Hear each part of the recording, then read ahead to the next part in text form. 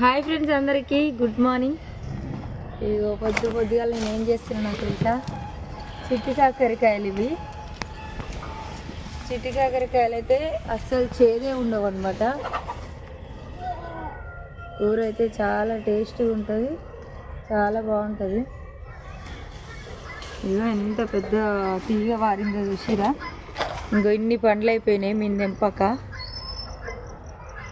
విత్తనాలకే ఉంచిన అనమాట. చెట్టు అయితే ఎండిపోతుంది, అందుకే విత్తనాలకే తెంపుతున్నాం ఇప్పుడు.